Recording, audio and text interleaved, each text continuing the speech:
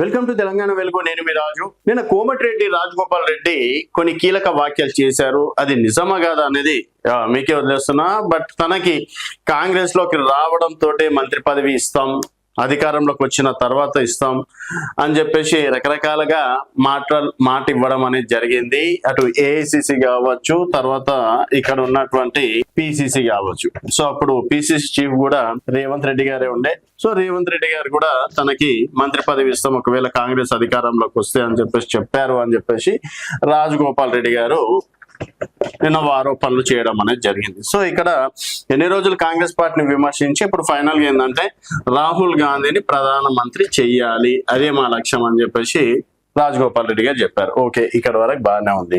So ఇక్కడ మళ్ళీ కోమటిరెడ్డి వెంకటరెడ్డి గారి టాపిక్ తీసుకురావడం అనేది జరిగింది. సో ఇక్కడ కోమటిరెడ్డి వెంకటరెడ్డి మేమిద్దరం ఒకటే కుటుంబ సభ్యులు ఎట్లా అవుతాం? సో ఈరోజు కోమటిరెడ్డి వెంకటరెడ్డి ఫ్యామిలీ వేరే ఉంది, రాజగోపాల్ రెడ్డి ఫ్యామిలీ అనేది వేరే ఉంది. సో ఈరోజు ఉత్తమ్ కుమార్ రెడ్డి, పద్మావతి గారు అంటే ఒకటే ఫ్యామిలీ కిందకి వస్తారు, ఎందుకంటే భార్య భర్తలు కాబట్టి.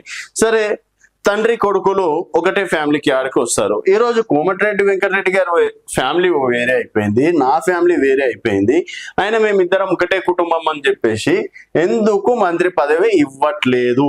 ఇప్పుడు ఎగ్జాంపుల్ వివేక్ గారిని చూసుకున్నట్టయితే, సరే వివేక్ గారి తమ్ముడు ప్రస్తుతం ఎమ్మెల్యేగా ఉన్నారు, వివేక్ గారు మంత్రిగా ఉన్నారు, వివేక్ కొడుకు ఎంపీగా ఉన్నటువంటి పరిస్థితి. సో వివేక్ అలాగే వివేక్ కొడుకు ఒక ఫ్యామిలీకి చెందిన వారు అవుతారు. అంతేగాని రాజగోపాల్ రెడ్డి, కోమటిరెడ్డి ఇద్దరు ఒకటే ఫ్యామిలీ ఎందుకు అవుతారు? సో ఈ రోజు నా కుటుంబం నాది, తన కుటుంబం తనది, మేము అన్న తమ్ముళ్ళు మాత్రమే. సో తనకు మంత్రి పదవి ఉందని చెప్పేసి నాకెందుకు మంత్రి పదవి ఇవ్వరు అని చెప్పేసి సో అన్న తమ్ముళ్ళ బంధం పైన నిన్న చేసినటువంటి వ్యాఖ్యలు ప్రస్తుతం హాట్ టాపిక్ గా మారినాయి.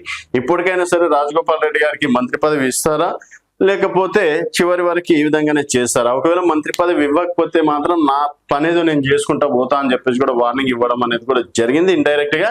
మరి చూద్దాం రాజగోపాల్ రెడ్డి గారికి మంత్రి పదవి వస్తుందా లేదా అనేది వేచి చూడాల్సిన విషయం. చూస్తూనే ఉండండి తెలంగాణ వెలుగు.